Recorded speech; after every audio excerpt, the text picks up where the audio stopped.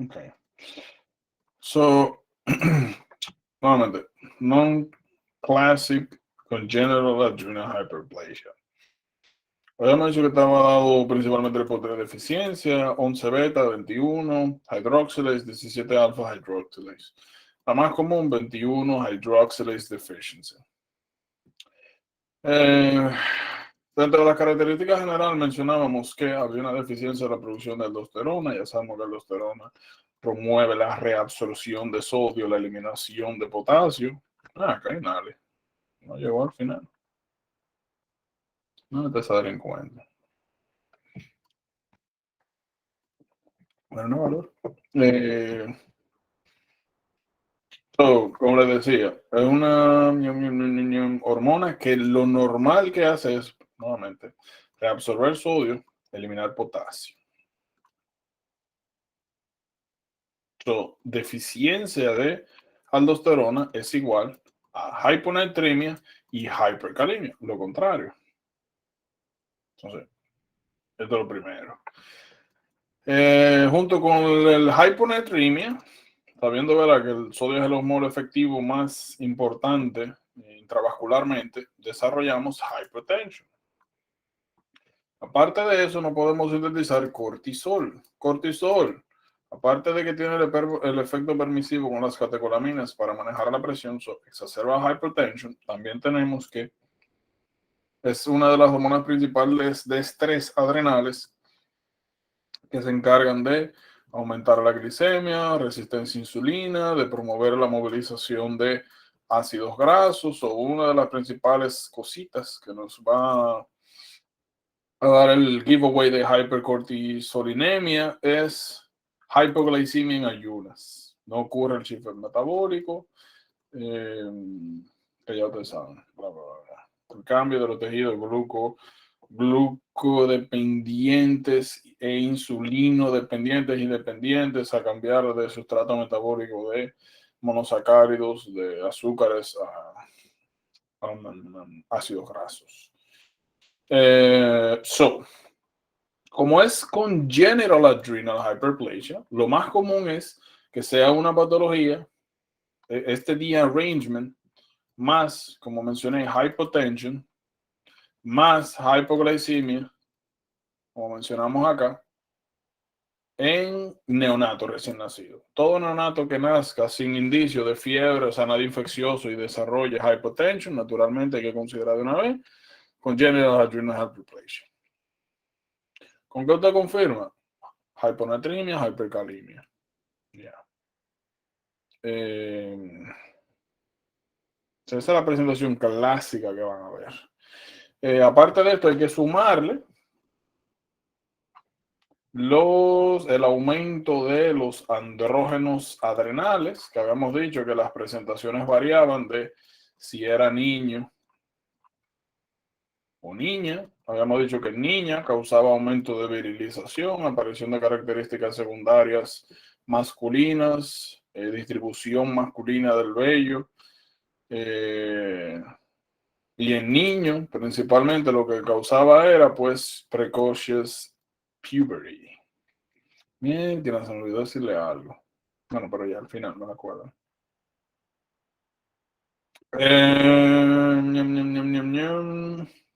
Dilo ahora porque tú sabes que después se te olvida. Es que no puedo grabarlo, Anda, también. es algo sexy prohibido. No, mentira. No tan, no tan así. Pero no puedo, no, es algo de lo que no podemos hablar libremente. Pero nada, traten de acordármelo. Yo me creo Está bien, está bien. déjame decirle. Oye, no me diga nada, no salga preñada ya. Bien hermano.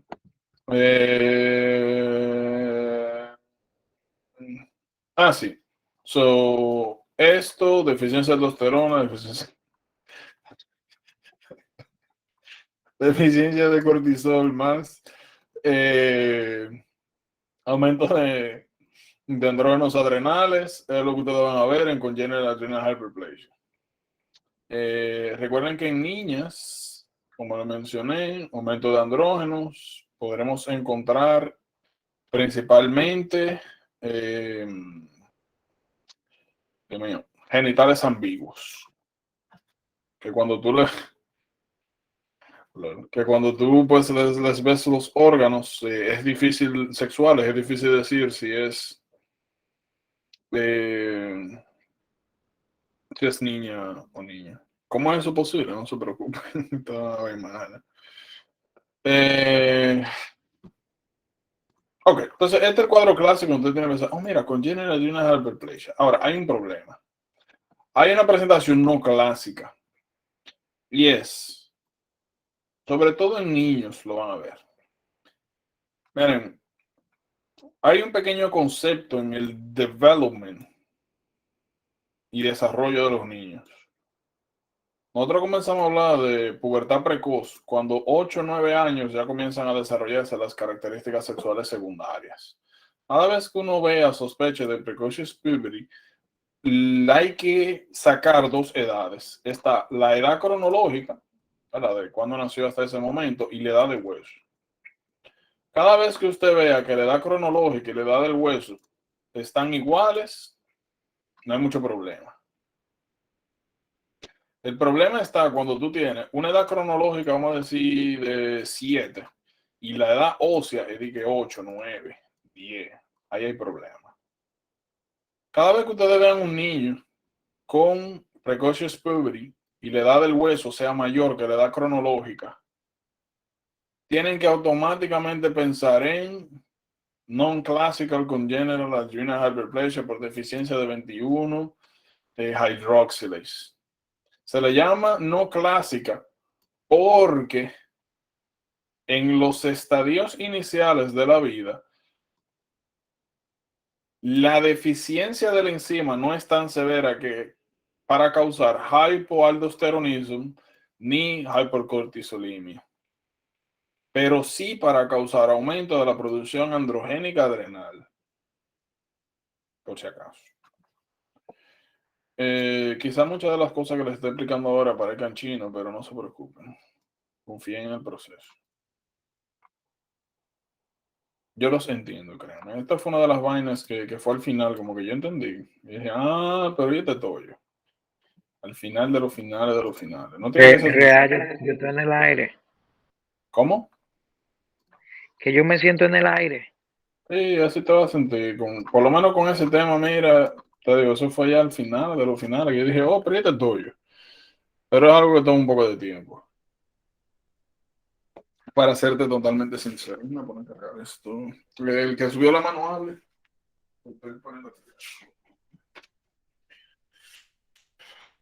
O escribieron fue a ponerme un segundo. Pero ese es el efecto.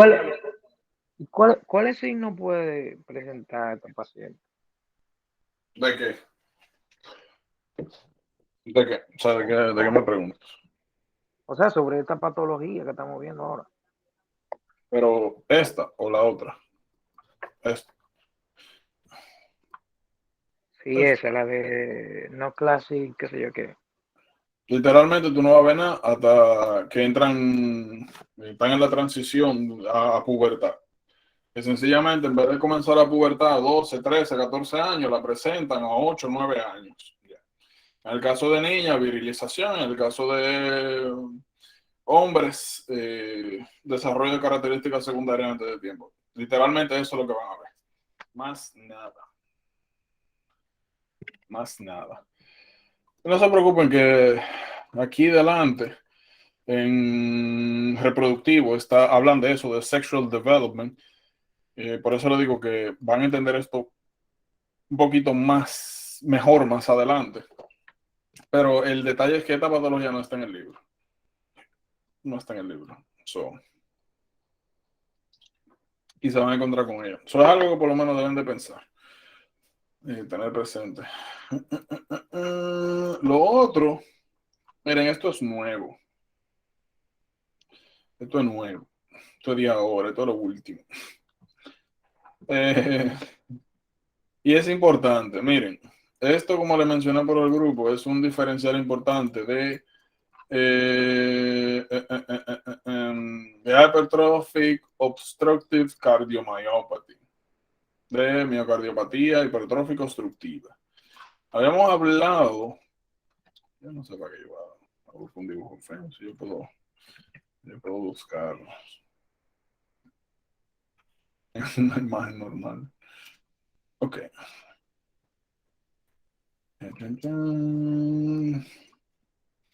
Nosotros habíamos hablado anteriormente de esto, de hypertrophic obstructive cardiomyopathy. Habíamos dicho de que la hipertrofia septal podía ser simétrica o asimétrica, que cada vez que era simétrica teníamos que pensar en thickening de la porción apical superior del septum interventricular, de que regularmente hay historia familiar y que la viñeta clásica que vamos a ver aquí era un atleta haciendo ejercicio o joven haciendo ejercicio que de un momento a otro, síncope, bueno, hay dos, o que tiene síncope, se recupera y puede posteriormente desarrollar síncope a repetición, o tiene un síncope y se murió ahí mismo, y ya nadie sabe qué fue lo que pasó. Un tigre joven, nuevamente atleta, bla, bla, bla, bla, bla, sano, bla, bla, bla, se desmayó y se murió, o se desmaya y después se desmaya y se puede desmayar. Aquí habíamos mencionado de que el problema nuevamente era el asymmetric thickening, de que el bulging que causaba ¿cómo se llama esto? La porción apical septal podía entrar en contacto con el leaflet medial de la válvula mitral y causar acá el llamado efecto de Venturi, un vacío en el cual el leaflet sencillamente en diástole no se puede, perdón, en sístole no vuelve a su posición normal, que es cerrada, por ende se queda abierta. ¿Cuál es el problema con esto? Que la sangre que sale, que debería de salir del ventrículo izquierdo hacia circulación sistémica en ese latido, pues no sale, sencillamente se devuelve para acá. Porque aquí nuevamente está... Viene siendo como una regurgitación. O sea, tú dices, si es aquí, sí. Tú puedes considerarlo así como que la sangre en vez de salir a circulación sistémica se devuelve al lado izquierdo. Pero el problema es que nada de sangre sale para acá. Y si en un latido no sale sangre, bueno, primero, por esto que se llama hypertrophic obstructive cardiomyopathy. Lo segundo es que si en un latido no sale sangre, eventualmente, por lo menos por ese ciclo cardíaco, no llega sangre al tejido neural, cerebro. Eso igual a síncope de la malla. Entonces, habíamos mencionado que maniobras que aumentaban, que disminuían el afterload o que disminuían el preload, aumentaban el murmur sistólico que aparecía en hypertrophic cardiomyopathy. Como aquí el problema es que cuando el ventrículo se contrae y acá el leaflet se queda nuevamente pegado acá al thickening septal, pues la sangre, en vez de ser eyectada nuevamente a circulación sistémica, se devuelve para acá. Eso crea murmullo turbulento. Y es un murmur nuevamente sistólico, que nuevamente empeora con disminución del preload o disminución del afterload. El problema más grande es que mientras menos volumen tú tienes acá, llámese nuevamente disminución del preload o disminución del afterload, pues eso significa que la cavidad ventricular se hace más pequeña. Y mientras más pequeña la cavidad ventricular, más fácil se pega este pedacito de septum al leaflet medial de la válvula mitral. ¿Cuál es el detalle? Cuando nosotros hablamos acá de origen anómalo de las arterias coronarias, que normalmente va a ser el versus de este asunto, nosotros estamos viendo acá que normalmente tenemos el right, el left y el posterior leaflet de la válvula aórtica. ¿Qué pasa? Normalmente por aquí debería salir, voy a ponerlo en rojo, me parece más útil. Aquí, uno aquí, uno aquí, uno aquí, uno aquí, uno aquí, uno aquí. Como vemos, lo normal es que de aquí salga una, de aquí salga otra. Y ya, circulación normal. Ahora, nosotros podemos tener origen anómalo, ya sea del derecho o del izquierdo. Entonces, lo que estamos viendo es cuando hay origen anómalo de la coronaria derecha, esta sale cerca del origen de la coronaria izquierda. So, para irrigar el ventrículo derecho, las cavidades derechas y posteriores, yo tengo que pasar entre el ánulo de la válvula pulmonar y la válvula aórtica. Lo mismo pasa acá, lo único que inverso. Si en vez de la coronaria izquierda generarse de este mismo lado, aquí al lado del leaflet izquierdo, se genera del lado derecho, pues para irrigar los segmentos anteriores, laterales e izquierdo del corazón, la coronaria izquierda tiene que pasar entre los ánulos fibrosos de la válvula aórtica y pulmonar. El problema que tiene esta anomalía son dos cosas. Una, esta curvatura causa que sea difícil regular los tiempos en los cuales tú tienes que aumentar bueno, rephrasing. Dificulta tener un high flow eficiente de sangre. O sea, dificulta tú poder mandar mucha sangre a esa cavidad ventricular o atrial correspondiente. Hace que sea difícil. Eso es lo primero. Por esta cobertura, sobre todo. Lo segundo es que como los vasos, independientemente de cuál sea el que tenga origen anómalo, se va a encontrar entre los ánulos, estos regularmente se mueven, sobre todo cuando uno hace ejercicio. ¿Qué pasa? Que como en el medio de estos ánulos está pasando una coronaria, pues de manera súbita puede comprimirse el vaso y causar infarto del área asociada. Quizá no infarto una palabra fuerte, vamos a decir isquemia transitoria y disminución de la contractibilidad cardíaca. Es igual síncope cardíaco, síncope cardiogénico. So, la viñeta clásica de este es atleta más síncope sin murmur sistólico. Por otro lado, atleta más síncope más murmur sistólico, hipertrófico obstructive cardiomyopathy, porque aquí hay un problema que está, o sea, aquí la obstrucción es secundario al problema que se genera entre la válvula y el thickening septal que causa un murmullo normalmente sistólico por el derangement del flow. Ahora, como aquí el problema está fuera de las cavidades, no se genera ningún murmullo. Estoy diciendo síncope porque es lo más común, pero también sudden death. Una gente que está tranquila y se muere de un momento a otro y ya, se murió ahí. Aquí disminución del volumen sistólico agudo es la causa pues de muerte, la incapacidad de mandar sangre adecuadamente a circulación sistémica. Aquí los ventricular arritmias. Y ya, eso. Como ustedes están viendo, es la misma cosa.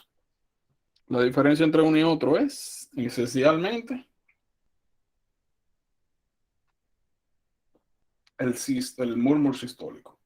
Murmur sistólico, piense acá en anomalías estructurales. No hay murmur sistólico, el mismo caso. Entonces las anomalías no están dentro de las cavidades, sino fuera. O sea, aquí. Preguntas, dudas. No. ¿Seguros? Piénsenlo bien. Chévere.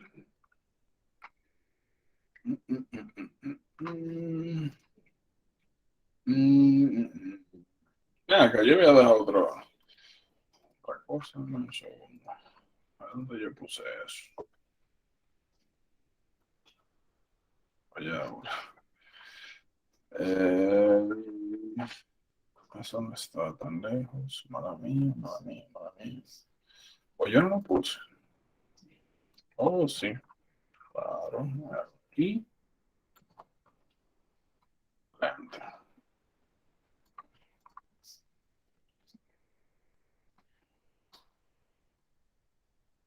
Resuelvan su vida ahí.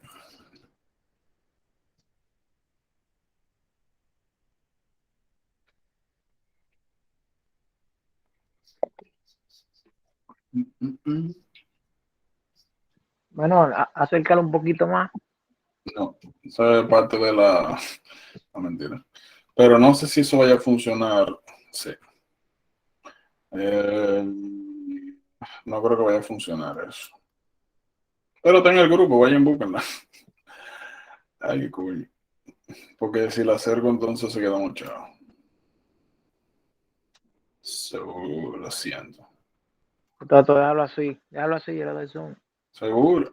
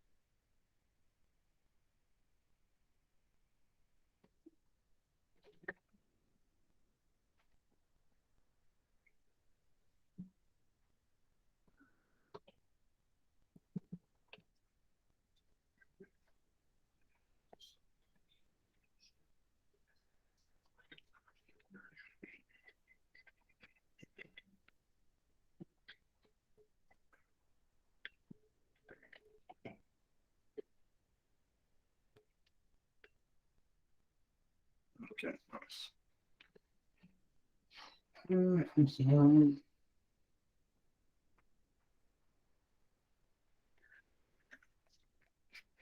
Ok, entonces. Yo tengo una pregunta. Yo no sé. Yo no sé nada. Yo sé lo mismo que tú. Pero no es sobre la pregunta, o sea, no es sobre como la pregunta per se, como una pregunta general. Pero está bien, después de que discutamos eso. Excelente.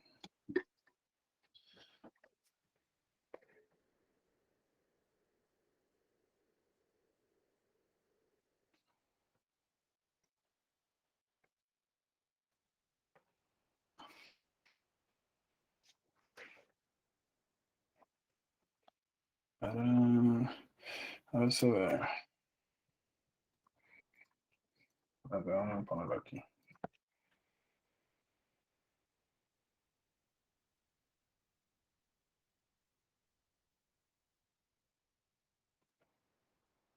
Ahí está el polo. Qué fuerte esto.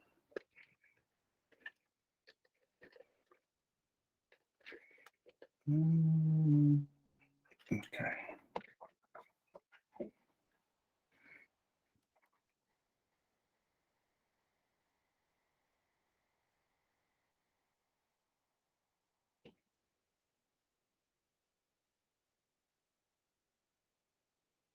Ok, so, técnicamente esto es lo que va ganando. O sea, ahora entonces, ¿por qué esto?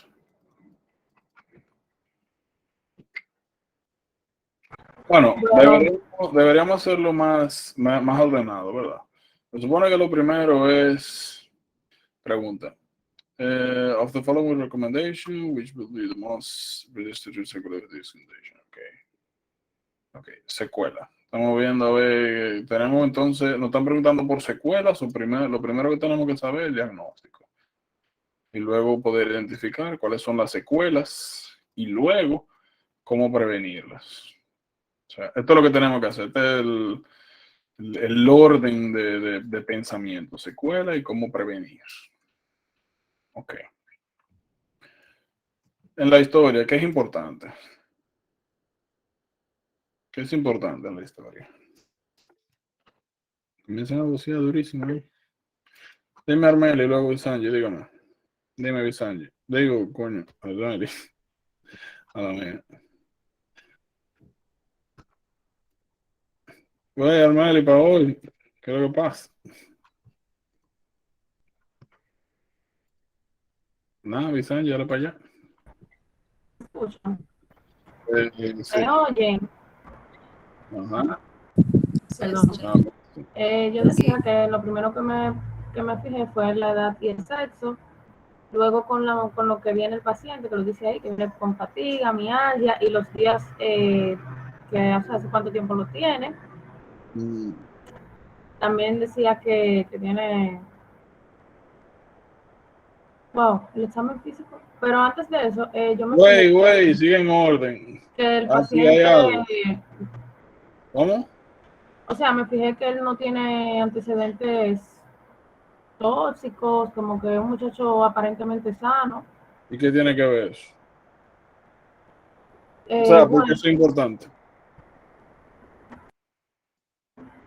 bueno, porque eso me dice que él no es, vamos a suponer, no tiene ninguna enfermedad inmunocomprometedora, no tiene hábitos tóxicos, o sea, no va a tener problemas pulmonar o no sé, o de drogas, no voy a Era pensar un en una carajito, enfermedad IV drug, algo así. ¿Cómo fue? un carajito. Pero está bien, todo es Sí, posible. pero exacto, todo es posible. Ok, grita Bisaño. Que está casado, que es sexualmente activo. ¿Por qué eso es importante? Que Todo. O sea, asumo que, bueno, vamos a hacerlo completo. Ok, sexualmente activo, ajá. ¿Qué más? tiene fiebre. Fiebre. ¿Qué más? Que tiene la garganta, déjame ver, que tiene la garganta roja, me parece que dice por ahí. Dime tus, ajá, entonces Aaron Lodge, ajá. Ok, ¿qué más? La linfadenopatía cervical. Linfadenopatía, sí, exacto. Ok, ajá. ¿Algo más?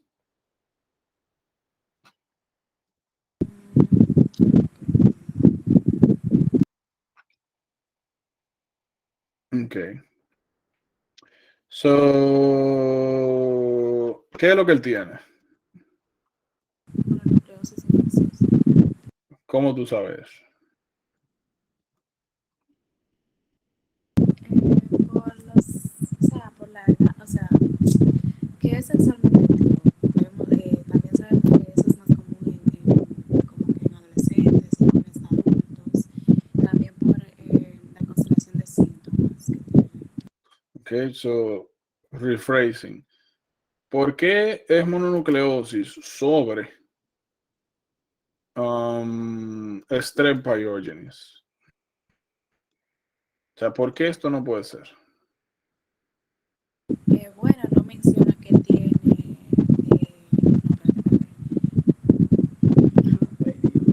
Bueno, no, espérate. Y Sanji, pon ese Yes. abanico por otro lado porque nos está matando. ¿Qué? No,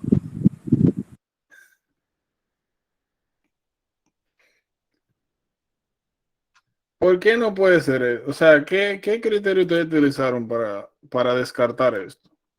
Porque mira, aquí dice Benign Empirical Antibiotic Therapy. Tú podrías pero ser... ¿y por qué señalarían que es sexualmente activo para un. ¡Oh!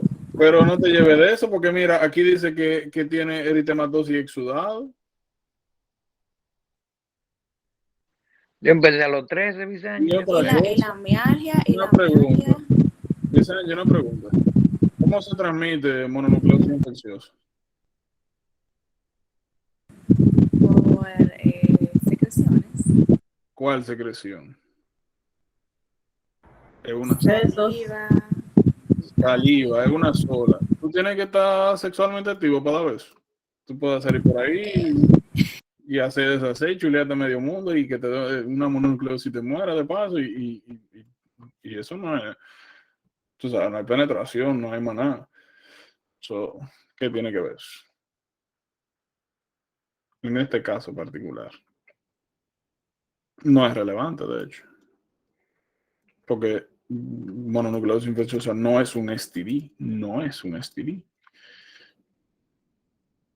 De hecho, tú puedes tener sexo con una gente y no darle un beso y esa gente puede tener mononucleosis que no te dé a ti. So, eso no es...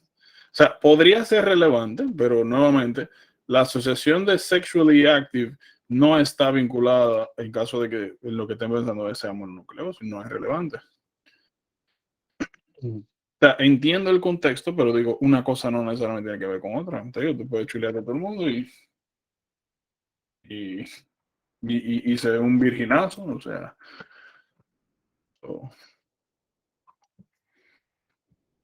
Le voy a dar 2 minutos para que organicen. O sea, todavía no he dicho que es bueno, que está malo, nada de eso. Sino, obviamente, si están eligiendo mononucleosis sobre Strep pyogenes, considerando que aquí dice que podemos dar terapia antibiótica, es porque esto es una opción de diagnóstico. ¿Por qué esto sobre esto?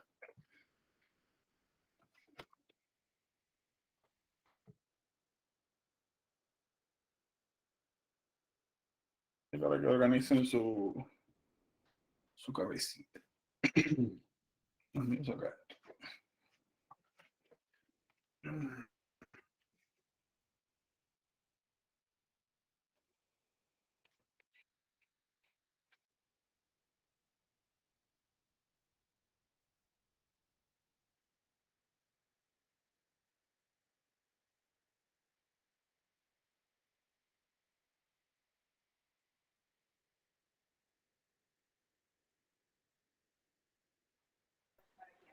Bueno, estamos feos. No tengo ni idea.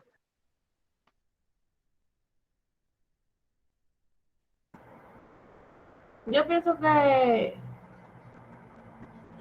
si el diagnóstico fuera Strep pyogenes, no sé, como que el cuadro fuera más local.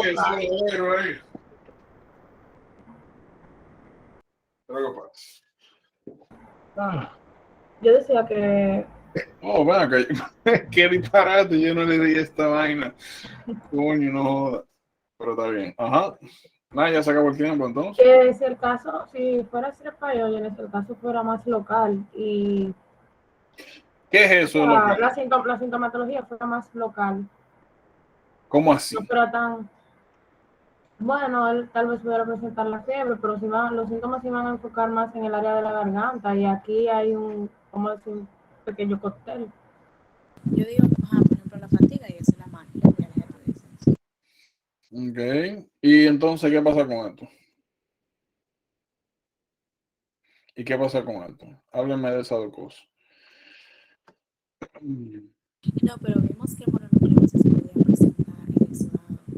Ok, pues entonces exudado no es un criterio para considerar Strep pyogenes porque el exudado se puede presentar en CMV. Ok.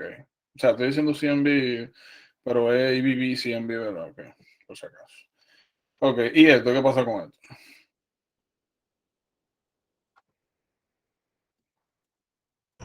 Eso era lo que yo quería preguntar. Ya, pues yo pregunto primero, y entonces. Pero es que si de 10 síntomas yo tengo 9, yo me imagino que con eso yo no puedo hacer mi diagnóstico. Y además, o sea, mononucleosis no dura como de 4 a 6 semanas, entonces en esas 6 semanas se le puede presentar luego. Ok. Ok, mire. Yo voy a dar forma, pero están en lo cierto. ¿Qué pasa? La razón por la cual yo traigo esta pregunta a colación es por lo siguiente. Ustedes se van a encontrar con casos de esta naturaleza. Te van a salir así preguntas pendejas. Preguntas pendejas donde todo se dirige a una cosa, pero hay una o dos cosas que no cuadran durísimo. Tú puedes decir, ah, mira, pero tiene exudado. Ah, mira, pero no tienes platos splenomegaly, que yo le esperaría en CMV. Entonces tengo una cosa de esta, pero una cosa que, o sea, tengo algo que me habla de esto y una que me descartaría, entre comillas, esto. Entonces, tú puedes descuidar el diagnóstico mononucleosis e irte por ahí. Cada vez que ustedes vean que una clínica general se dirige hacia un diagnóstico determinado, esa es la respuesta. Si aparecen 2 o 3 distractores, suéltalo en banda durísimo. A menos que esos distractores sean imágenes de cualquier tipo o pruebas diagnósticas. Esto está por arriba de lo que sea. Ahora, cuando hablamos de clínica, para lo que diríjase para lo que más, de lo que más características haya. Miren, eso es lo primero, porque se van a encontrar preguntas así, en el examen, en Google, en todos lados, en los NBME. No se confunda, no se vuelva loco, no vale la pena, ni es necesario. Llévese de la generalidad, de lo que más sea, de donde más hallazgos usted puede identificar sintomatología. Eso es lo primero. Cuidado con los distractores. Segundo, y que las presentaciones no van a ser perfectas. Segundo, habíamos mencionado anteriormente que habían varias formas de tú sospechar bacteriana sobre viral y viceversa. Dijimos que bacteriana eran infecciones locales, viral eran infecciones sistémicas. Si fuera faringoamigdalitis retrozoocócica, tú solamente tuvieses linfadenopatía, o sea, rephrasing. Cuando tú tienes infecciones bacterianas, tú solamente vas a tener síntomas alrededor de la garganta. Y si acaso sistémico, tú lo que puedes tener es fiebre. Eso es lo común. Cuando son enfermedades virales, lo común es encontrar linfadenopatía generalizada más signos y síntomas generales de infecciones virales. Malestar, mialgia, artralgia, fiebre. Siempre es multisistémico, siempre se ve como que está regado, como se ve aquí, como que en todos lados hay algo. Según, bueno, tercero, mejor dicho. Miren acá. Exacto, el tiempo que tenía. ¿Sabes lo que dura de que 10 días? Con esa vaina prendida en candela y si fuera batería, creo que para allá te mueres, una sepsia, una vaina. O sea, es demasiado tiempo. Regularmente las bacterianas o se resuelven o te matan. Ya, pero no duran tanto. No duran tanto.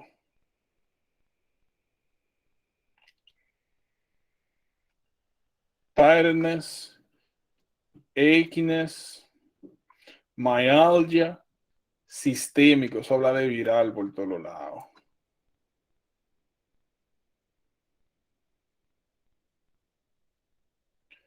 Mírala ahí. Tiredness también.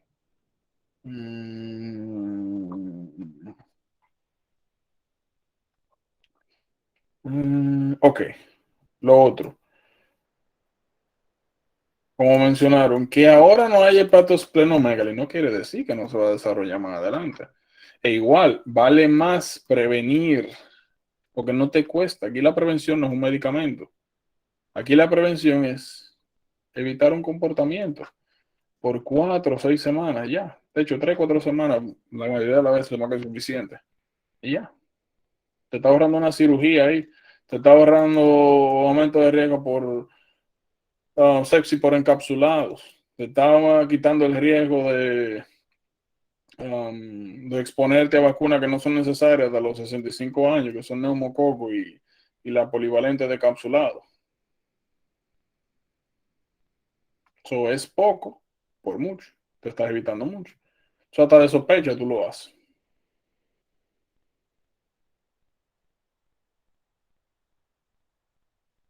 Eso es importante.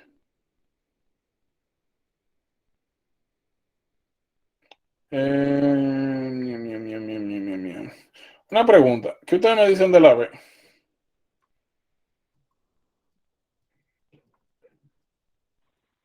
Un masculino, ¿cómo va a estar embarazado? Eso es una distracción. Evitar exposición, no pegarse a la mujer embarazada, no estar cerca de ellas. ¿Quién me habla de eso?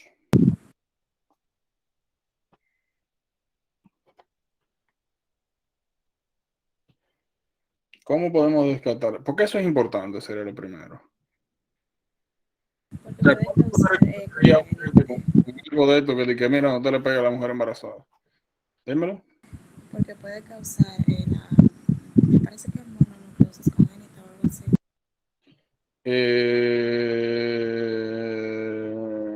Ese no es el nombre, pero recuerden que mononucleosis puede estar causado por IBV, o por CMV. CMV es una de las patologías del complejo TORCH. Imagínense que es una H. Okay. Complejo TORCH. Alguien que tenga infección por CMV debe alejarse o que se sospeche que puede ser CMV, debe alejarse a la embarazada, porque si la infecta puede causar calcificaciones intraventriculares, microcephaly, mental retardation, embromar al muchacho. Ahora, yo pregunto, ¿cómo yo sé aquí que esto es EBV y no CMV? Porque si esto fuera CMV, la respuesta fuera B.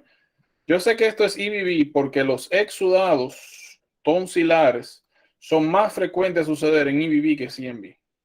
Yo no necesito diferenciarlo por laboratorio. Ahora, Bisaño, una pregunta. Si yo tuviera que diferenciar por prueba de laboratorio estas dos patologías, ¿cuál yo utilizaría?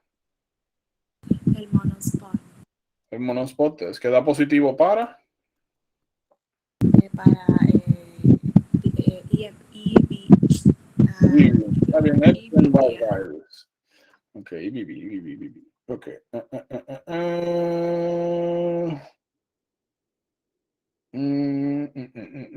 Déjame ver. Primero, Yo pienso que también si fuera CMV me dieran algún,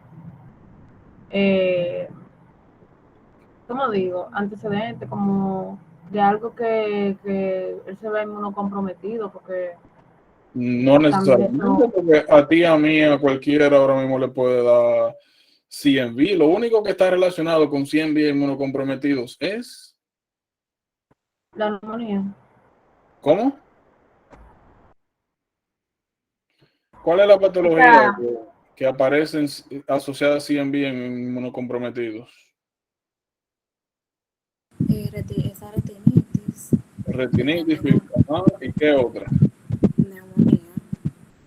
¿Ok? ¿Y qué otra? Que es de hecho más importante que esas. esofagitis, creo. Esofagitis, aunque puede presentarse en cualquier parte del tracto gastrointestinal. ¿Y qué característica tiene esa esofagitis? Que eran como unas, no sé, como unas úlceras en línea, ¿no? O algo así.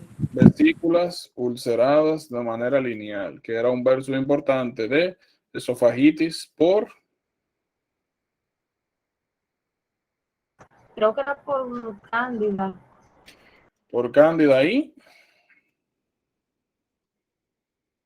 herpes. Aquí las vesículas están amontonadas. Aquí en CMV están lineales.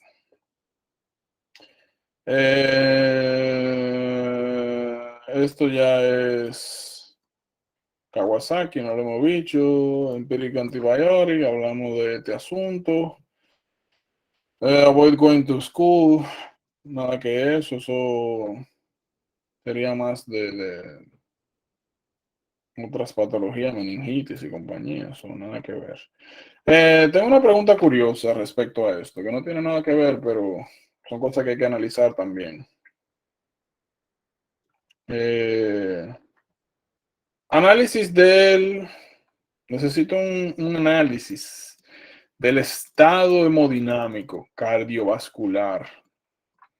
¿Qué ustedes me dicen de eso?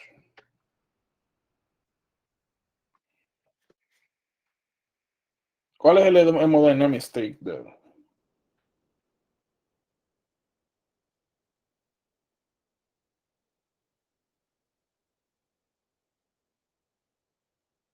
Griten. No se van tanto las manos, Dios mío, que no puedo decidir a quién mandar. No voy a tener que... Yo pienso que normal. Ok. ¿Qué tú dices, Bisaño? Bueno, él tiene un poco de taquicardia Ok. Ajá, ¿y qué pasa? y la presión un poco baja. Ok. ¿Y qué pasa cuando tú tienes taquicardia y low BP, blood pressure? ¿Qué significa eso? Pero acuérdate que la taquicardia la va a tener por la fiebre para compensar. No necesariamente, es un mito. En la única patología donde eso pasa es en ¿En qué patología que pasa eso? Bueno, que hay alteraciones cardiovasculares secundarias a la fiebre. Solamente pasa en Salmonella, Campylobacter jejuni. En ninguna otra eso es relevante. Solamente en esas dos. Entonces, fuera de eso, nuevamente es un mito. Entonces, ¿qué es lo que significa esto, Vicente, para ti? Pero o sea, no sé, o sea, en específico, ¿a qué te refieres? Ajá. Ok. Miren, lo otro que quiero traer a colación, o sea, va más o menos por acá. No es normal, definitivamente no es normal lo que está pasando acá. Miren, yo les recomiendo también, cada vez que ustedes vean una pregunta en general, que hagan un assessment hemodinámico. Aunque la pregunta no tenga que ver con eso. Nada más por si las moscas. Fíjense. Miren la presión. Baja. Miren el pulso. De hecho, aquí hablan. Regular taquicardia. Hipotensión. Low BP. Taquicardia. O ¿Qué otra sea, cosa? Dime. no, ya dime, sigue, sigue. No, pero habla ya, te jodiste. Ahorita la boca. O sea, como no sé a lo que te refieres en específico, yo lo que veo que por la hipotensión el corazón está haciendo como que un esfuerzo extra para, ¿Cómo se llama como eso? para, ¿el qué? Eso que tú estás escribiendo? ¿Tiene un nombre, apellido? Ay, Dios. Reflex taquicardia. ¿Cuál es el sistema que permite? ¿Cuál es el sistema que regula este reflejo? Está pidiendo mucho. No estoy pidiendo mucho, ¿Cómo fue? estoy pidiendo lo que di. ¿Cuál es el mecanismo regulador por el cual, secundario a hypertension, tú desarrollas reflex taquicardia?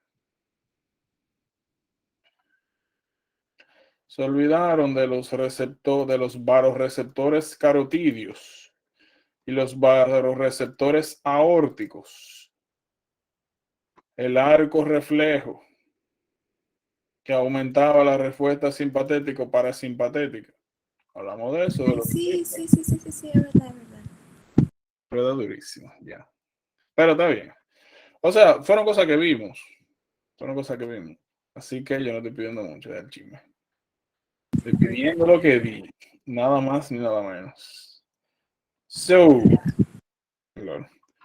Como les decía, siempre les recomiendo que hagan un hemodynamic assessment. So, miren, low BP más taquicardia. Aquí estamos por arriba de 100 y aquí igual se lo dicen. Más taquicardia, más otras cosas que deben de tomar siempre cuando hacen un hemodynamic evaluation, sobre todo si están haciendo si están viendo el BP bajo, es el estatus de hidratación. Miren acá. ¿Qué indica esto? Deshidratación. Deshidratación. Eso es importante. Y tiene un poco de sentido. Tiene fiebre, aumentan las pérdidas insensibles de agua, otra cosa, lo de la garganta, no quiere beber nada, no quiere comer nada, deshidratado. Y si aquí lo que le estuvieran preguntando, ¿cuál es el primer, si fuera en un ER setting, me lo llevan a una emergencia, ¿cuál es el primer paso más, ¿cómo que preguntan? ¿Cuál es el mejor primer paso? Canalizar y ponerle suero fisiológico, hay que hidratarlo, eso es lo primero. Yo siempre les recomiendo que hagan un assessment cardiovascular. Low BP, taquicardia, signos de deshidratación, pues ya, está deshidratado también. Es algo que les recomiendo que hagan siempre, pues para que, pues sobre todo para que comiencen a ponerle caso a estas cosas. Y pues integren los componentes cardiovasculares. Eso es sumamente importante. ¿Por qué razón le digo esto? Primero, como le dije, si fuera un ER setting, le van a preguntar que cuál sería el primer mejor paso en el manejo. IV, saline. Y uno en esa circunstancia lo que está pensando es meterle fármaco, meterle vaina. Y no, hidrátalo primero y después resuelve. Lo otro es que ustedes van a tener casos donde van a tener, por ejemplo, hemorrhages, donde van a tener deshidratación severa, de verdad. Y cada vez que ustedes ven esto, hypertension, taquicardia, y una gente que ha tenido un sangrado, o que ha estado, por ejemplo, a veces los sangrados no son visibles en ¿cómo se llama esto? En un accidente de tránsito, o que tuvieron un infarto, o que tienen aortic dissection, o que tienen un abdominal aortic aneurysm rupture. Cada vez que ustedes ven eso, el nombre que eso recibe es hemodynamic instability. Hay pérdida de estabilidad hemodinámica. Y eso es lo más importante a corregir en cualquier setting de emergencia. Eso y obviamente lo que vamos a hablar ahora. Lo segundo es míralo ahí. Miren lo segundo acá. Clear lungs. Después que usted revisa, acostúmbrese a eso. Después que usted revise el estado hemodinámico, revise los pulmones.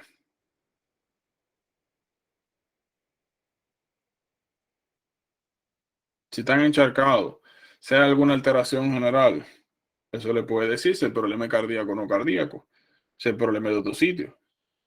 Low BP, taquicardia y pulmones con, no sé en español, pero en inglés es rails. No estoy seguro, pero creo que en español le llaman estertores. Entonces, mira, está encharcado, bilateral. Pues entonces busque un problema cardiogénico. Hay algo que no, eso es un tipo de shock constructivo, ¿no? Hay algo que no me está permitiendo a mí sacar la sangre del corazón. Y me está causando hypertension, el reflex taquicardia y me está encharcando los pulmones. Nuevamente, esas son cosas que yo les recomiendo que hagan siempre con todo, aunque la pregunta no tenga que ver con eso, porque usted no sabe con lo que le van a salir. Y son assessment tanto que deben acostumbrarse a hacer acá como más adelante, ¿verdad? Cuando en su práctica.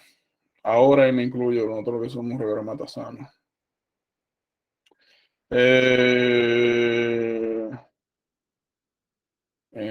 Preguntas, dudas, todo claro por ahí. Bien.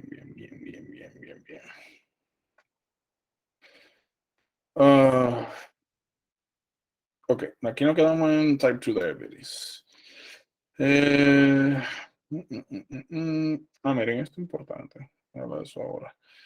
¿Qué yo le tengo que decir aquí? Hyperosmolar state. Complicación principal de diabetes mellitus tipo 2. El nombre lo dice. La característica principal es que van a encontrar la osmolaridad sumamente elevada. En general, cuando usted tiene a alguien diabético que desarrolle una complicación aguda, independientemente sea tipo 1 o tipo 2 que haga de base, lo que usted va a buscar es concentraciones de glicemia y ketones. Tiene de que la glicemia en 800, en 700, 900. Piensa en hyperosmolar hyperglycemic state. No tiene ketones, hyperosmolar glycemic state. No tiene la glicemia tan elevada. Hay ketones presentes. No se complique, de ketoacidosis. ¿Por qué pregunto esto? Porque usted puede en perfecta, aunque hyperosmolar state es más común en 2 y DKA es más común en 1, eso no quiere decir que un 2 no puede desarrollar diabetic ketoacidosis. Eso es importante.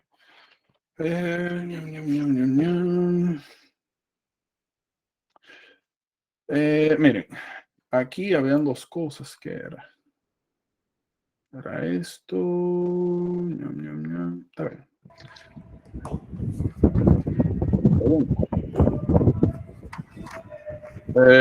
Robert, te digo una cosa. Miren, esto está explicado en Public Health, pero miren, hay una serie de estudios que se llaman así mismo, twin studies. Los twins, ustedes saben que se dividen entre, no me acuerdo en español, como gemelo y... Idénticos y fraternos. Eso sería gemelo y mellizo. No entiendo qué dijeron por ahí, pero Idénticos y ah, fraternos. idénticos y lo otro. Fraternos. No conozco eso, pero es muy probable que sea así. Lo voy a usar. Eh, o idénticos. Yo me gusta más el otro, no idénticos.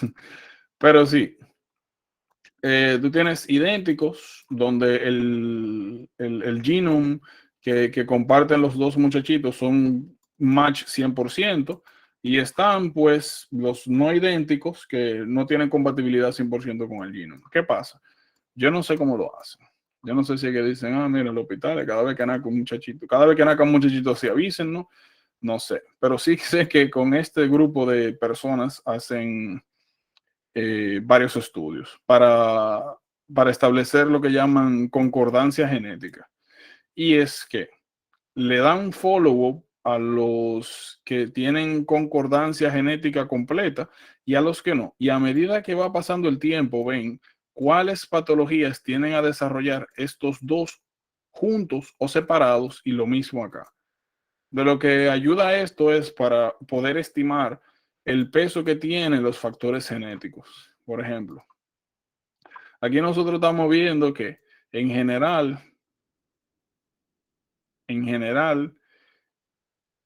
cuando son twins idénticos, por lo general, nuevamente, en más del 90% de los casos, cuando uno lo desarrolla o cuando hay algún factor genético asociado, el otro también. Eso es importante. Es importante esto también porque a veces preguntan cosas así, como consejería genética, de que viene alguien con type 2 o type 1 y preguntan como que cuál es el papel genético, qué tan probable es que una descendencia desarrolle la patología.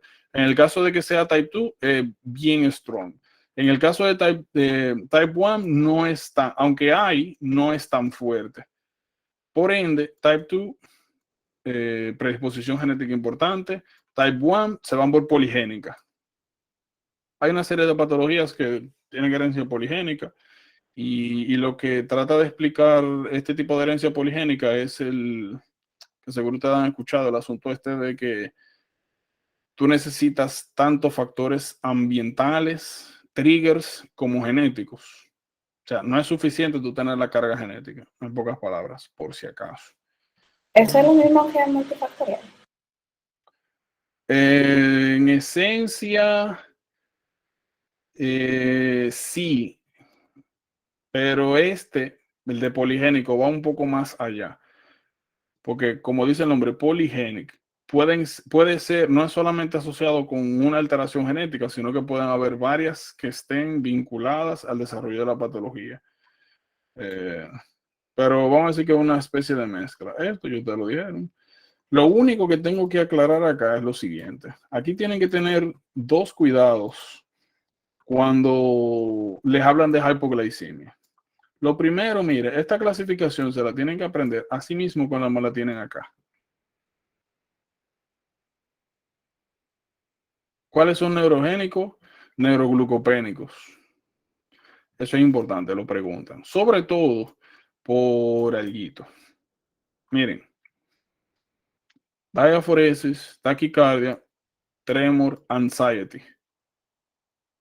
Todos estos síntomas neurogénicos tienen algo en común. Son ocasionados por aumento de catecolaminas. Y generalmente de la manera en la cual exerce estos efectos, esta sintomatología, es a través de los receptores, de estimulación de receptores beta.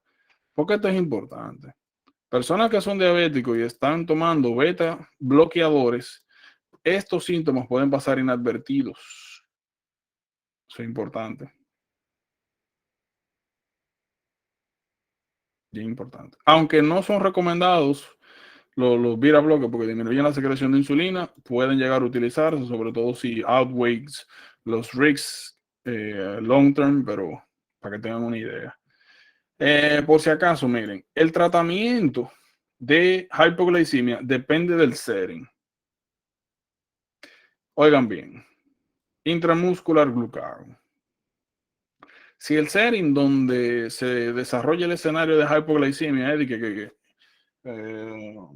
una pareja o esposo o familia encuentra en la casa tirado en una esquina a un pariente que se sabe que es diabetic y se sospecha que es hypoglicemia, intramuscular glucagon. Igual si es que llega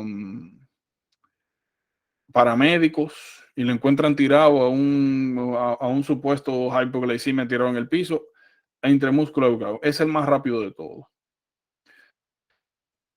Si lo que se está presentando es de que diaforesis, taquicardia, el tremor, con esto te resuelve. Y obviamente no hay alteración de conciencia ni nada de eso, del oral. Esto ya se hace luego de intramuscular glucagon, generalmente ya en ER services, por si acaso, para que no caigan en eso. Yo creo que les había hablado de esto, de que tienen que tener cuidado con, sobre todo jóvenes, más cambios de peso, cambios de actividad física.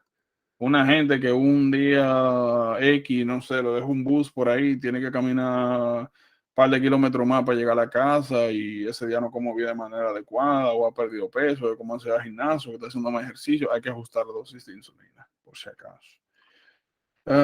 Cuchi. Mielquina, oye eso, yo quería que nadie le explicara eso, que ya le está saliendo huyendo eso. Vamos a esperarla. Ay, ay, ay. No de maldad, porque, bueno, sí. No, mentira. Porque, y yo les también les aconsejo que hagan eso. Si ustedes tienen algún problema con algún tema, díganmelo, que lo más que yo puedo hacer es ponerla para pasar un chin de vergüenza. Y por algo bueno, porque yo prefiero, ¿verdad?, que usted salga con eso bien, si lo identifico como un weakness, que salga con eso bien nítido para, y asegurarme de ello. Miren, síndrome de Nelson. Síndrome de Nelson es bien interesante. Oigan. El síndrome de Nelson va a ser importante porque va a ser una especie de versus de algo que ya nosotros que sabemos que causa esto. ¿Dónde fue que vimos esto?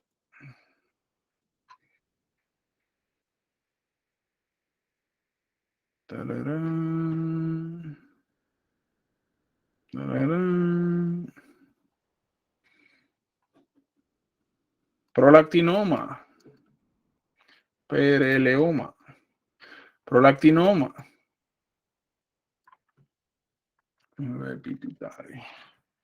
pituitary gland y optic chiasm.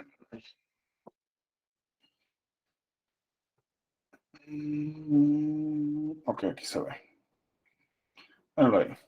Justamente por arriba de la pituitaria, donde ocurre la decusación, la bifurcación de los nervios mediales, de las extensiones mediales y laterales de cada ojo en el nervio óptico. ¿Qué pasa? Cuando nosotros tenemos agrandamiento de la glándula pituitaria, se eleva por arriba de la silla turca y comienza a comprimir el optic chiasm.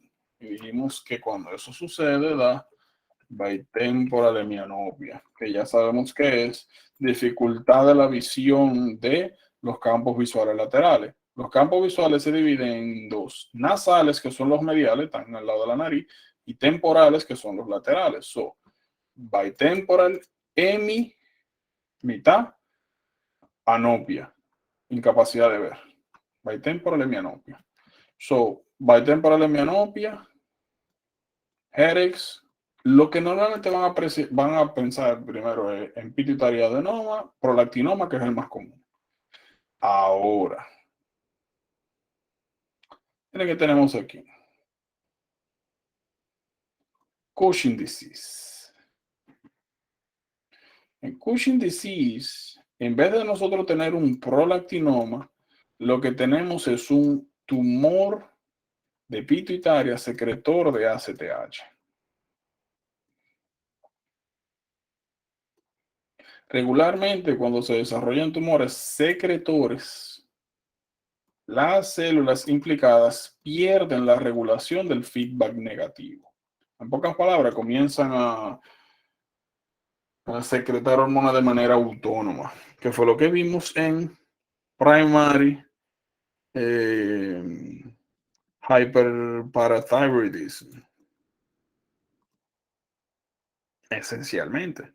Te dijimos, mira, una de las causas principales es parathyroid adenoma. Y los findings que encontramos era PTH alto, calcio alto y fosfato bajo. Y una de las cosas que dijimos, negativo, CO4 negativo, fosfato bajo.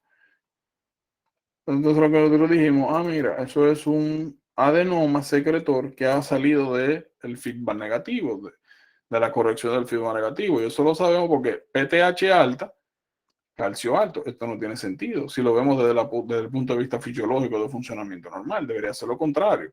Si tú tienes PTH alta, porque tú tienes calcio bajo y viceversa. Entonces aquí pasa algo. Secundaria al tumor de pituitaria secretora ACTH, nuevamente, este grupo de células pierde el feedback, la corrección a través de cortisol. Esa ACTH, ya nosotros sabemos que pasa circulación, sistema endocrino, llega a glándulas adrenales y lo que promueve es la liberación de cortisol principalmente.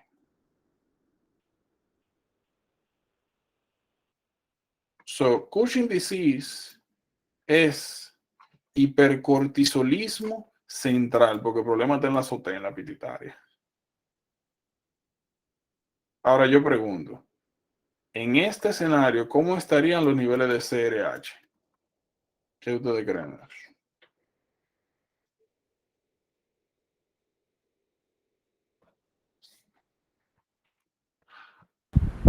tuve que salir y me escuché la última parte.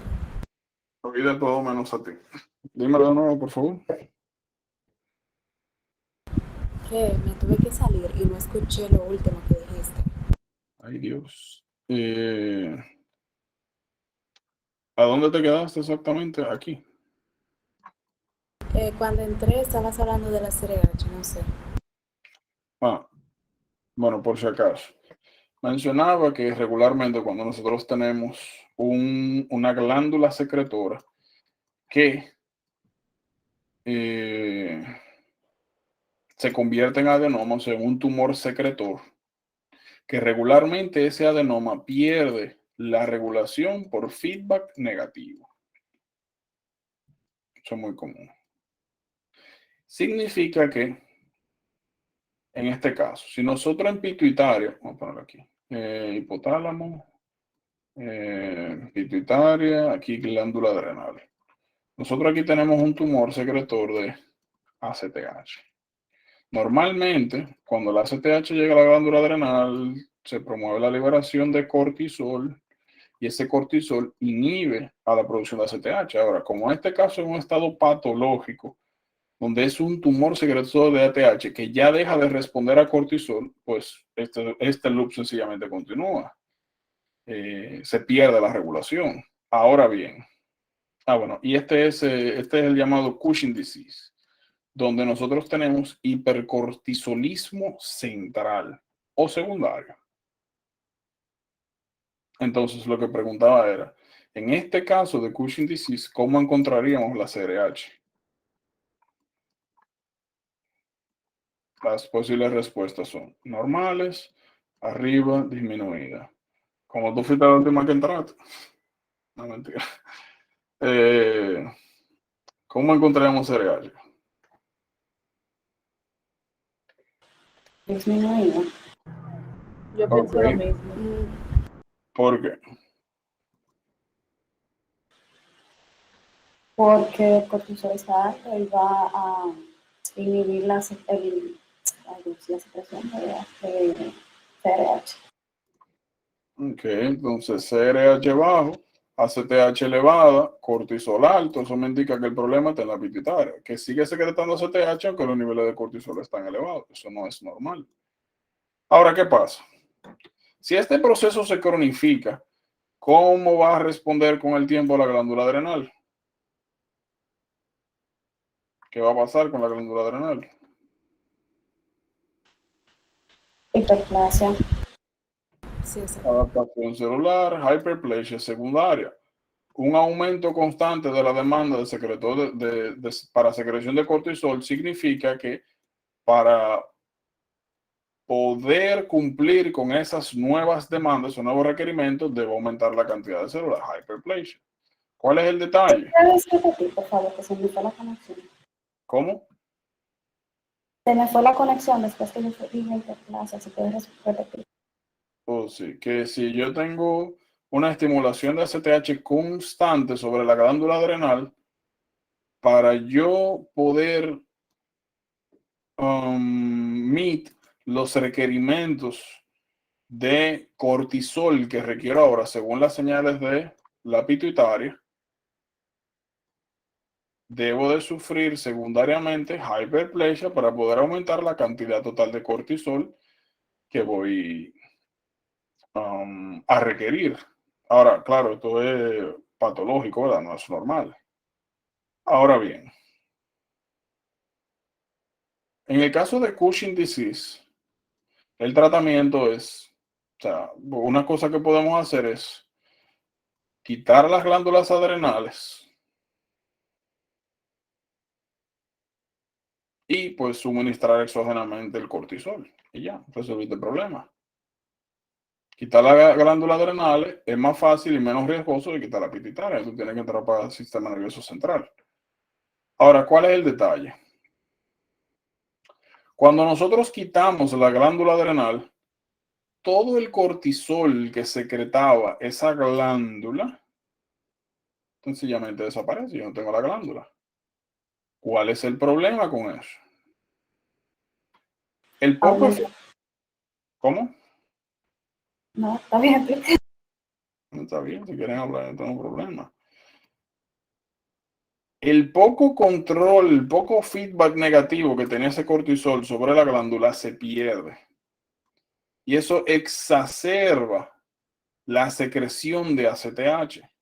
Entonces, secundariamente a la remoción de la glándula adrenal, bueno, de las glándulas adrenales, tú puedes desarrollar un pituitariadenoma del tumor secretor de ACTH. Porque en realidad no es que se pierde del todo el feedback negativo, es que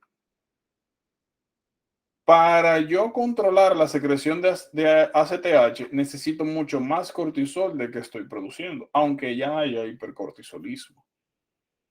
Cuando quito la glándula, ahora sufro hiperplasia, pero de la pituitaria. Y lo que me va a dar son los síntomas clásicos de pituitariadenoma.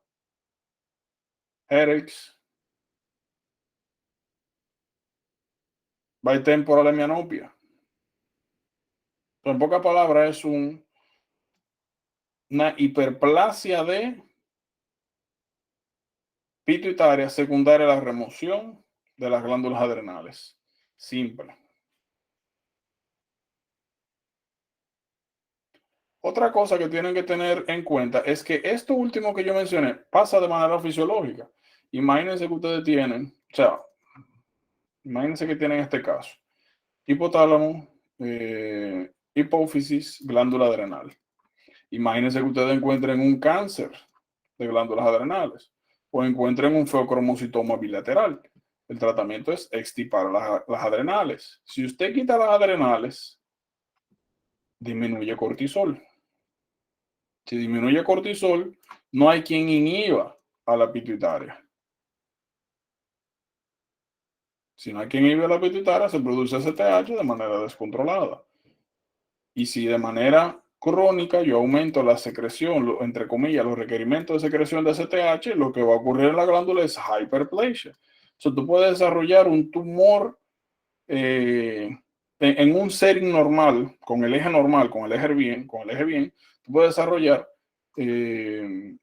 hipófisis, un ACTH adenoma, secundaria hiperplasia de la hipófisis por remoción secundaria de las glándulas adrenales. Lo que trata de esto del síndrome de Nelson explicar es que la regulación Si tú quitas uno de los componentes, sobre todo el end organ, uno de los componentes asociados a estos ejes de regulación hormonal, secundariamente los órganos que están por arriba de este pueden desarrollar hyperplasia. Lo mismo pasaría con tiroides.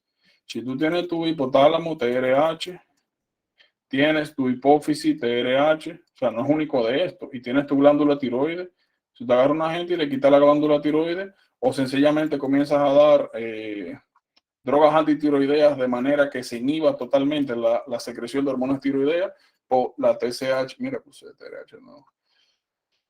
La TSH va para arriba y tú puedes desarrollar un adenoma de hipófisis secundario a hiperproducción de TSH. So, lo que quiero que entiendan es que no es algo único de esto, puede pasar en teoría con cualquier órgano. ¿Entienden eso? Recuerden también que la ACTH viene de un precursor llamado propiomelanocortina, que la propiomelanocortina se divide, propiomelanocortina, POMS, se divide en ACTH y lo otro era MSH, que es Melanocyte Stimulating Hormone. Cada vez que usted tiene adrenal hyperplasia, congenital adrenal hyperplasia, o puede ser acquired, como vamos a ver ahora en Addison disease, el punto es que disminuye los niveles de cortisol, aumenta la síntesis de ACTH, usted puede desarrollar secundariamente aumento de la MSH, que como su nombre dice, Melanocyte Stimulating Hormone, la hormona estimuladora de melanocitos puede aumentar puede causar hiperpigmentación de piel por, nuevamente, aumento de la deposición de pigmentos de melanina en la piel. Eso es importante. Y eso lo vamos a ver nuevamente cada vez que tengamos pérdida de las glándulas adrenales. Adrenal insufficiency. Ya ustedes saben lo que se produce en las glándulas adrenales, ya sabemos GFR, glomerulosa fascicular reticulares, aldosterona, cortisol, hormonas sexuales, y pues naturalmente si usted desarrolla compromiso de estas tres capas, ya tú sabes lo que va a desarrollar. Salt craving no tiene aldosterona, no puede retener sodio. Sugar craving no tiene cortisol. Orthostatic hypotension. Si tú no tienes aldosterona, no puedes regular efectivamente los MOL más importantes para mantener el volumen vascular. O sea, técnicamente lo que estamos viendo aquí es una mezcla de cosas que ya hemos visto anteriormente, fusionando capas, ¿ya? Como el problema principal es aldosterona, que te permite regular presión arterial, y cortisol, shifts metabólicos sobre todo, hormona de estrés, pues es el tratamiento. ¿Qué tienen que saber de aquí? Como mencioné hace un momento, siempre considerar que cada vez que haya adrenal insufficiency, independiente de la causa, sea infecciosa, sea autoinmune, sea lo que sea, esa ACTH va a aumentar, que esa ACTH viene de propio melanocortina, que cuando tú divides propio melanocortina para producir ACTH, se produce un byproduct que es MSH. Y de hecho, si buscamos adrenal insufficiency, muy frecuentemente, ok, excelente. Adrenal insufficiency skin. Mira ahí. Manos antes del insufficiency, después del insufficiency. Más morenito. ¿En qué? Anda. Iba a preguntar de en qué otra patología pasa eso, pero no lo hemos visto. O por si acaso, ¿alguien sabe en qué otra patología pasa algo así? No lo hemos visto, por eso es algo. Yo solamente sé de las que pasan en... Ay, Dios mío. Embarazada y cosas, melasma, cloasma. No, ahí en la boca, las manchas que pasan en la boca, que se parecen a las... Sí, que se parecen al síndrome de Peutz-Jeghers, sí. Peutz-Jeghers pasa, que es esto más adenomatosis colónica, que aumenta el riesgo de cáncer de colon. Lo único que es que tú dices Peutz-Jeghers sale aquí es en los labios principalmente. En el caso de Addison, pasa en las manos, pasa en la piel, pasa en las encías. Ups. Pasa en las encías. que eso es lo que están enseñando acá, encías, pasen las encías. Pero hay otra que causa esto particularmente, pero eso es de gastro, eso es en hemocromatosis. El otro nombre que tiene es bronze diabetes o diabetes bronceada. Pero eso es gastrointestinal. El otro es Peutz-Jeghers syndrome. Principalmente es en labios. Y esto fue lo que mencioné. Seguramente aparecen pólipos colónicos y con riesgo de malignidad. Pero esto, boca, sobre todo. ¿Qué iba a hacer con mi vida? Así, seguir con esto.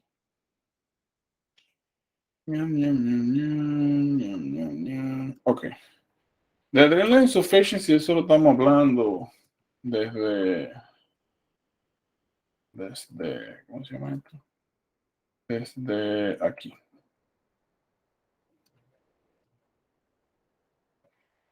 Desde micro. Desde allá le estoy hablando de eso. Todo esto que usted está viendo aquí es lo que yo expliqué anteriormente. En esencia. En esencia. Lo único que tengo que agregar acá. Mire, está melanosis. Se llama melanosis. Melanosis gingival. Lo único que tengo que agregar acá es que se divide en primaria, secundaria y terciaria. Y ya eso ustedes saben cómo es la vaina. Problema en la azotea, pituitaria, secundario, en la azotea más para arriba, hipotálamo, terciaria. Ya. Hay algo que tienen que considerar acá. Y es un escenario bien particular. Oigan bien. Cualquier patología que requiera análogos de cortisol crónicamente, vía oral, pueden desarrollar secondary adrenal insufficiency. Y es más por disruption del eje. El ejemplo clásico es una persona que recibió trasplante, alguna enfermedad autoinmune, lupus, la enfermedad que a usted más le guste, que requiera nuevamente steroids continuamente. Entonces tenemos hipotálamo, hipófisis, glándula adrenal.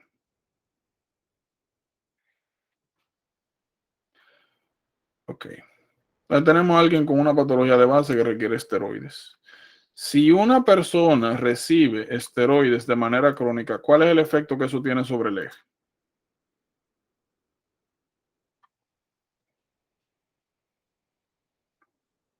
¿Qué ustedes esperarían?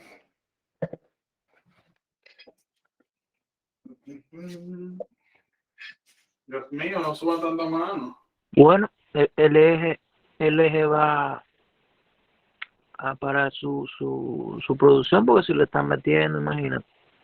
Pero háblame por parte. ¿Qué sube, qué baja? ¿Por qué sube, por qué baja? Dame ciencia. Por ejemplo, ¿cómo te esperaría los niveles de CRH? CRH, ¿cómo te esperaría los niveles de ACTH? ¿Cómo te esperaría los niveles de cortisol glandular? ¿Qué pasaría con cada glándula? Para arriba, para abajo, igual. Bueno, yo voy a meter la pata y voy a decir que todos van a estar para abajo. Tú dices que CRH para abajo, ACTH para abajo, cortisol glandular para abajo, ok. Está bien. ¿Y qué más?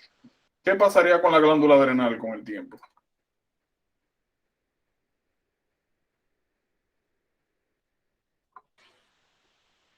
Pero la CRH no, hablando mal frente a ella. No, dale, yo fue por llenar requisitos. Para mí la CRH estaría aumentada ¿Por y qué? la ACTH.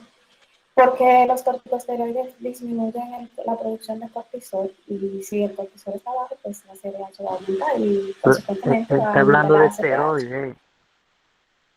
Pero es que los análogos de esteroides nos referimos a análogos de cortisol y desametasona.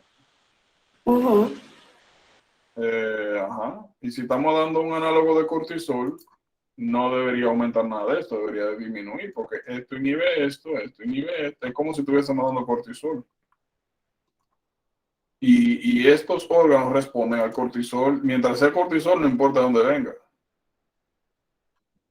Realmente todo va a estar para abajo. Yo, Mierda, entonces, no, me voy. de por ahí, bueno, Me voy de Vietnam. ¿qué es Voy a lo que me explicar la dice? clase, Marco.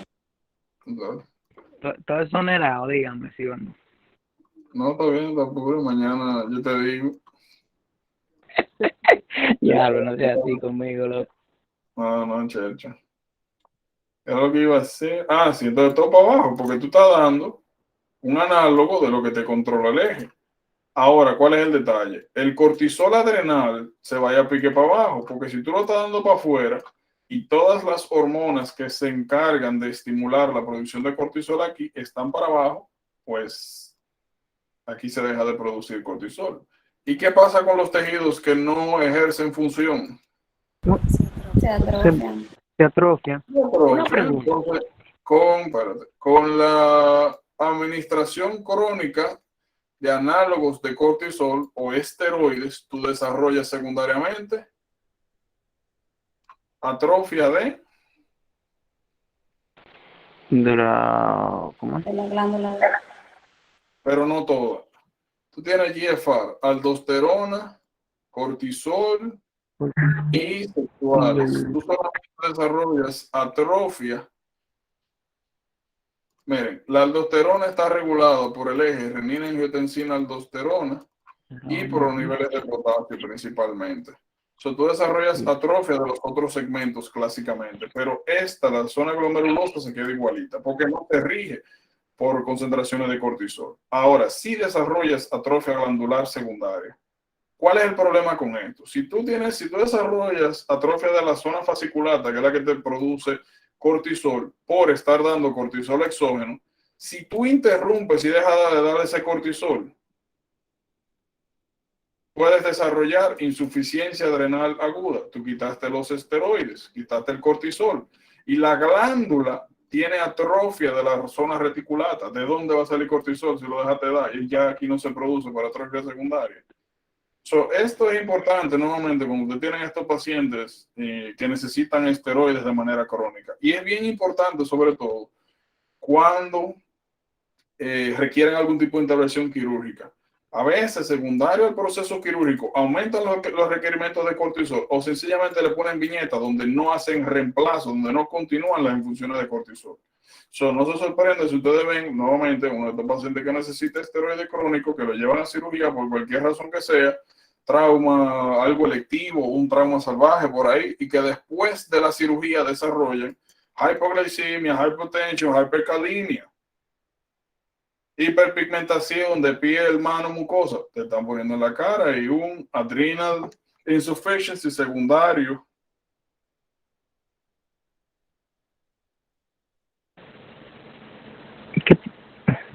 Ah, no quiero decir atrogénico porque no es un error realmente, sino a utilización de esteroides crónicos. ¿Tiene sentido eso? Tiene sentido. Ahora una pregunta, Giordano. Yo no sé si está por debajo de los inframundos, de dónde tú vas a sacar. Pero ¿cómo yo vuelvo a estimular? ¿Cómo se puede volver a estimular esto de lo de la vaina esa? Esto, para que la glándula adrenal vuelva a su normalidad. Exactamente. Bueno, yo me imagino que ustedes han escuchado que los esteroides no se quitan de golpe, sino que se van quitando, bajando la dosis de a poco. Mientras tú vas bajando la dosis de a poco, tú vas quitando la inhibición sobre el eje, va aumentando ACTH, te va aumentando la estimulación sobre la zona fasciculata y con el tiempo tú puedes revertir el efecto. El asunto es que los esteroides no se quitan de tiempo, no de golpe, perdón. Sino que hay que hacerlo, le llaman taper, que es al pasito, a medida que pasa el tiempo. Déjame ver. Aquí me falta algo. Por si acaso, cuando una persona tiene más de 7, 10 días utilizando esteroides, esto ya puede comenzar a pasar por si acaso. O el secundario adrenal insufficiency. Preguntas, dudas. Entonces, yo leí hace mucho también sobre lo de el Corgón y el ergostrato, creo que era, que eso también, eso sí, eso como que lo estimulaba. No entendí. O sea, no conozco nada de eso, la verdad. ¿Cómo fue que tú mencionaste? ¿Qué? Corgón. Lo que pasa es que son nombres comerciales de fármacos comerciales, mierda. Si yo busco bien y te voy a decir la Sí, sustancia. mándalo por el grupo para ver, Exacto. pero lo único que se me ocurre es un fármaco que se llama metirapona, que es un bloqueador de la síntesis de cortisol. Metirapona. Okay. Yo lo chequeo ahorita y te lo envío por el grupo para ver qué es lo que es. Déjame ver si... parece que así, metirapona. Metirapona. Esta. Metopirona es. O sea, metirapona es el nombre, uno de los nombres comerciales, me imagino. Pero chequea, a ver, porque sí, este fármaco te bloquea la síntesis de esteroides, de cortisol. Y se puede utilizar, de hecho, no se utiliza actualmente, me parece, como tratamiento. Se puede utilizar en algunos casos de hipercortisolismo. Y antes se utilizaba como prueba de esto mismo, para determinar dónde estaba el problema, el culprit. Cuando tú una vez se chequea y lo manda al grupo. Pero nombre comercial es NPI, la verdad. Yo no sé 2-3, pero imagínate tú. Acute Adrenal, ya yo le mencioné. No se sorprenda cuando le pongan el tigre que tiene un viaje de tiempo en esteroides, que lo meten a cirugía. Lo mismo, personas que tienen insuficiencia adrenal de base, que utilizan esteroides y que tienen trauma, lo que sea que se supone que cause un estrés fisiológico, donde se supone que debería haber un pico de cortisol de base. Y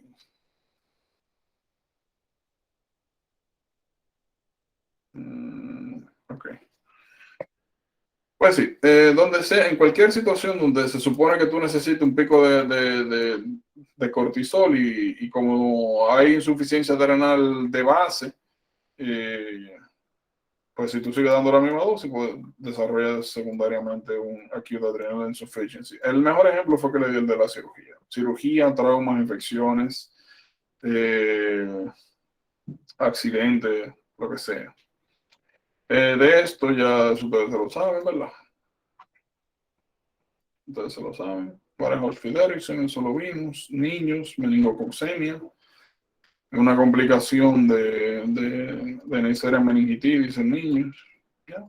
Lo único que estamos poniendo apellido acá, sí no hay síntomas. En micro mencionamos el síndrome. Y ahora le estamos poniendo nuevamente apellido. ¿Cuáles son los apellidos? Un niño, síndrome o sea, que tiene una meningitis de librito y que de un momento a otro desarrolla petequias, desarrolla hipoglicemia, hypotension,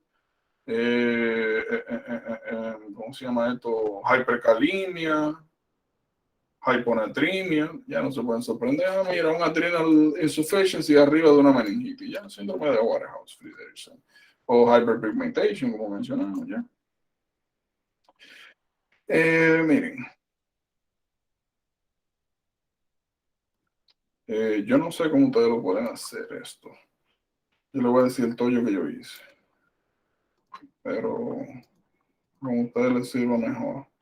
Ustedes lo pueden hacer de dos formas, pero necesitan aprenderse estos flowcharts, que es así mismo, diagnostic flowchart,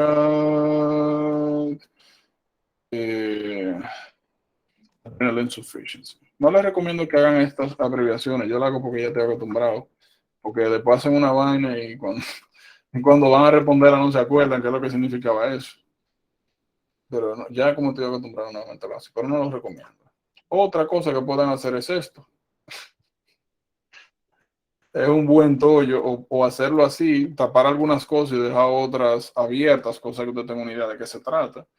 Yo personalmente llegaba a taparlo todo y decía, mira, ya yo sé por dónde va la cosa, pero nuevamente como usted cree que lo vaya a funcionar mejor. Pero es importante que estos flowcharts, todos los flowcharts que ustedes vean, se lo aprendan, miren, así, así, o sea, así. Miren esto un minuto.